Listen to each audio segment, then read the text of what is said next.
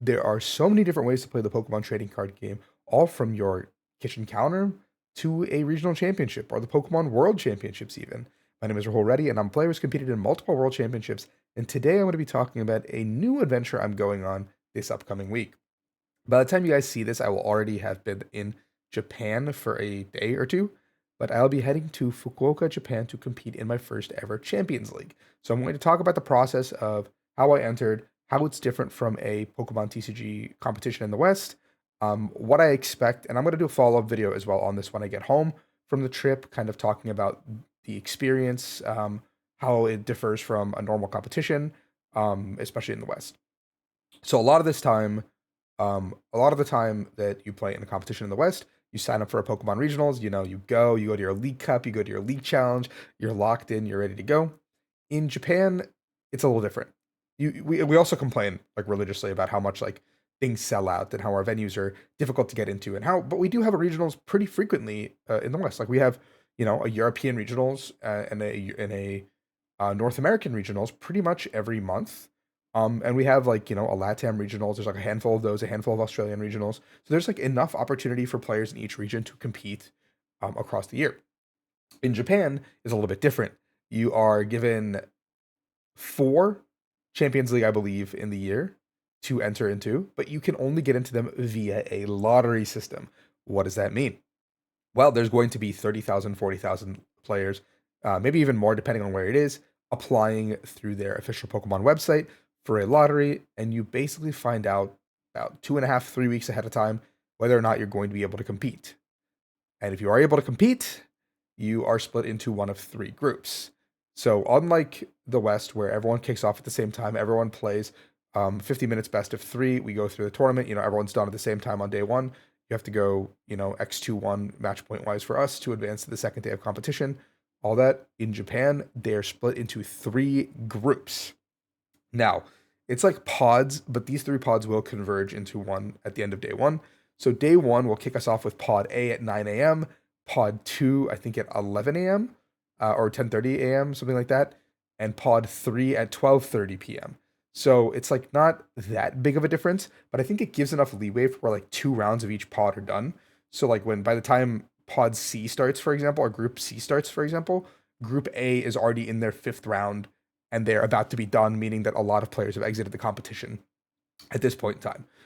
To advance to the second day, you need to get to 5 and 2 in day one, meaning that it is a little bit different, but also similar to the West, where you have to go X2-1, depending. So either if there's 8 rounds, we have to go 5-2-1. If there's 9 rounds, you have to go 6-2-1 to advance to the next day in the Western competition. The big difference is that instead of the best of 350 minutes that I'm going to be used to, I'll be playing 25 minutes best of one, no additional turns besides the player who went second, getting one additional turn depending on when time is called. So what I mean by that is if time is called and I'm the player that went first, my turn will conclude. And if I have not won the game at the end of the turn, the player who went second will get to play one final turn to make sure our turn count is equal. And if they can't win the game on that turn, we don't tie, ladies and gentlemen. It's a double game loss. Both of us will take a loss in that column, and we will not be able to move on. Like we will be able to continue playing, but like it's like we take a loss in that category.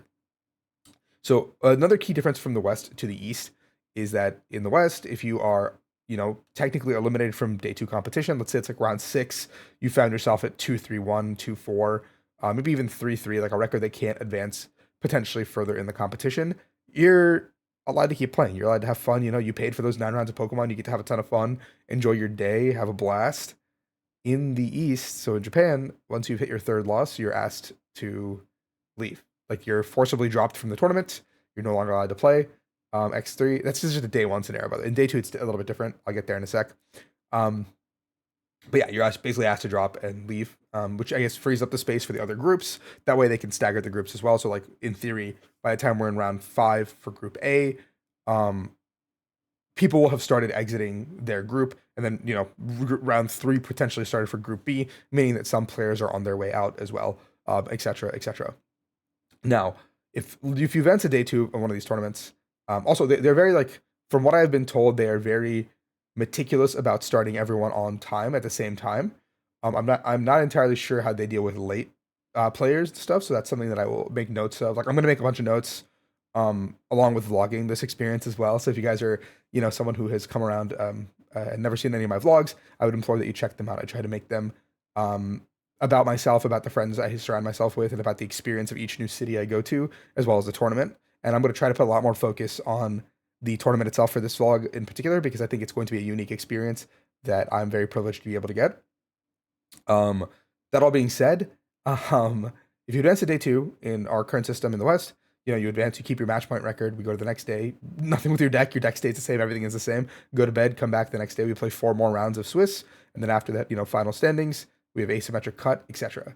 In the East, there's no asymmetric cut. You do keep your match point record, but we come back in the morning to play 8 more rounds of Swiss. On top of that, there is a kicker. You are allowed to switch your decks from day one to day two. So let's say on day one you scraped by at a 5-2 record. You played a deck that you thought was pretty okay, but you didn't really feel too comfortable in it. And at the end of the day, it really wasn't what you thought it was. But someone went 7-0 with a much cooler deck, a deck that you didn't really think of. You can go back to your hotel room and change your entire deck and resubmit something completely different and bring it back the next day.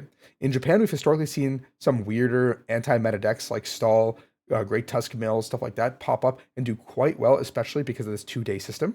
And I think that is definitely a product of the 2-day system and being able to just switch into a better meta facing deck based on what you've seen in day one, especially. Like you can basically metagame day one. There's a good chance a lot of players aren't going to switch or have the foresight. Like they're going to finish their day, get some dinner, go chill for a little bit, and go to bed, probably, right? Like same as always. But after those 8 Swiss rounds, also best of one, so 15 rounds have now been played.